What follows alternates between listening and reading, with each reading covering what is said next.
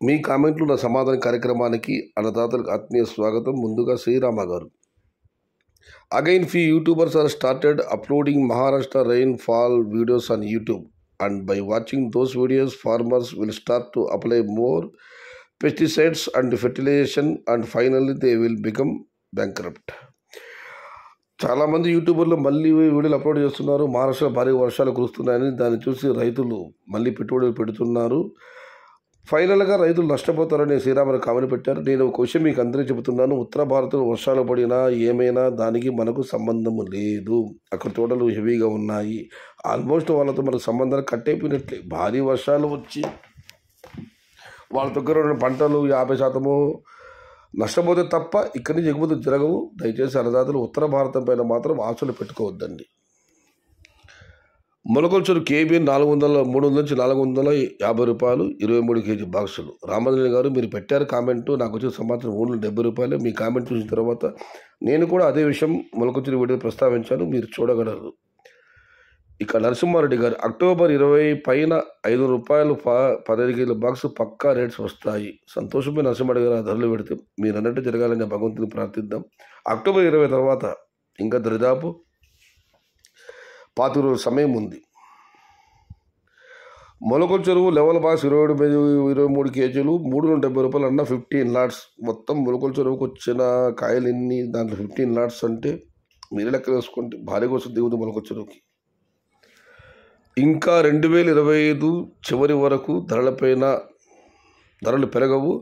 North side హెవీగా వస్తున్నాయి మార్చి వరకు. ఇదే విషయం ఎదురు చెప్పాను బోయ్ అశోక్ గారు. తుఫాను వల్ల రేటు పెరగకపోగా గజ్జి మచ్చకాయలు ఎక్కువ అవుతున్నాయి. రైతులకి ఇది దెబ్బ మీద దెబ్బ, పుండు మీద కారం చల్లినట్లయింది ఈ తుఫాన్ల దెబ్బ. శివకుమార్ గారు నిజమే అన్న. అంగళ మార్కెట్లో కూడా కాయలు చూస్తున్నాను నేను. భారీగా మచ్చి ఊజీ గజ్జి భారీగా ఉంది. అక్టోబర్ 15 పైన రేట్లు కొంచెం వెళ్ళే ఛాన్స్ ఉందన్న. ఇదివరకు వెంకటరెడ్డి గారు ఒక అన్నదాత ఇదే అంచనా వేశారు, అసమానం వ్యక్తం చేశారు. మీరు కూడా చెబుతున్నారు, సంతోషం.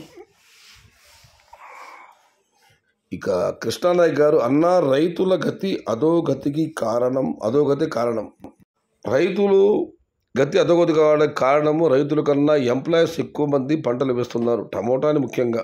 వారికి జీతాలు చాలటం లేదేమో. ఆశ కాదు అత్యాశ. మనిషి ఆశాజీవన్నా ఎక్కడ ఆదాయం ఉంటే అక్కడ తాను కూడా ఆదాయం కోరుకుంటాడు. దాన్ని మనం తప్పులు పట్టలేం. ఈ సంవత్సరం అయితే టమాటా పంట విషయంలో అందరూ నష్టపోయారు. అది ఎంప్లాయీస్ కానివ్వండి, రియల్ ఎస్టేట్ వాళ్ళు కానివ్వండి, డాక్టర్లు కానివ్వండి, యాక్టర్లు లేదండి, పోలీసులు కానివ్వండి, చాలామంది వేసారు టమాటాలు. అందరూ నష్టపోయారు ఈసారి. రైతులు ఒక్కొక్కరు 10 ఎకరాలు టమోటా పెడితే రేటు ఎలా ఉంటుంది? అనంతరి రమేష్ గారు నిన్న సంవత్సరం 2024, 2023 డబ్బు చూసిన రైతులు కూడా చాలామంది గత సంవత్సరం 2 ఎకరాలు వేసిన వాళ్ళు ఈసారి 4 ఎకరాలు, 5 వేసిన వాళ్ళు 10 వేసిన వాళ్ళు 15. రైతులు కూడా ఏం తగ్గలేదు. అంటే బడా రైతులు వాళ్ళు కూడా పెట్టారు. నాకు తెలుసు ఆ విషయం. రైతు 10 ఎకరాలు ఎక్కడ పడతాడన్నా, పెట్టుబడి పెట్టలేక అల్లాడుతున్నాడు. కృష్ణయ్య గారు మీరు చెప్పింది నిజమే అన్న. చిన్నకారు రైతులు మీరు చెప్పింది వాస్తవమే. కానీ ఈ 2023, 2024లో లెక్క చూసిన రైతులు మాత్రం ఈసారి అంతకు మించి పంటలు వేసిన మాత్రమా వాస్తవం. ఇది నేను అంగంలో రైతులే నాకు స్వయంగా చెప్పిన విషయం. రైతులు వేశారు పోటాపోటీగా వారితో పాటు సమాజంలోని అన్ని వర్గాలు. అందుకే కారణం టమోటా పంట ఇలా అవ్వడానికి, ధరలు లేకపోవడానికి. దాంతోపాటు తొందరపడి భారతదేశం మొత్తం కోయిలను ముందే కూసాయి ఈసారి. ఇక అనంతరేని రమేష్ గారు నిన్న అనంతపురంలో 50,000 నో సేల్ వచ్చింది. నేను దిగుమతి తక్కువ అనుకుంటాను. 1,10,000, 1,20,000 వచ్చింది. అందులో సగం నో సేల్ పడ్డాయా? సయ్యద్ భయ్యా నార్త్ ఇండియాలో ఇప్పుడు టమోటా స్టార్ట్ కదా, 1 మంత్ ఉంటుందా చెప్పు. 1 మంత్ కాదన్నా, వచ్చే ఏప్రిల్, మే, జూన్ వరకు కూడా వాళ్ళ కాయలు ఉంటాయి. ఏదన్నా ప్రకృతి విపత్తు సంభవిస్తే తప్ప. అన్నా సయ్యద్ అన్న నమస్తే. తమిళనాడుకు మన కాయలు ఎప్పుడు వెళ్తాయి అన్నా? అక్కడ వ్యాపారస్తులు రాలేదా ఇంకా ఇక్కడికి అన్నా? తమిళనాడు కంటే ఈ చంగలపట్టు, కాంచీపురము, రాయవెల్లూరు, చన్నపట్టణం ఇవన్నీ మన నుంచి టమాటాలు పెడతాయి. అటు కుంభకోణం, తిరుచిరాపల్లి, మధురై, ఇక్కడికి ఉడమాలపేట, పళని ఈ టమాటాలు పెడుతున్నాయి. అక్కడ లోకల్ టమాటాలు బాగా ఉన్నాయి. తిరుపూర్ కూడా వర్షాలు వాళ్ళకు పడలేదు. టమాటాలు అక్కడ కూడా బాగానే వస్తున్నాయి. అందుకే ఒక రిప్లై కూడా వచ్చారు, వర్షాలు వస్తే తప్ప తమిళనాడు వ్యాపారస్తులు రారు అని. అది అయితే వాస్తవం, పూర్తి వ్యాపారస్తులు రారు. ఇప్పుడైతే ఈ ప్రాంతం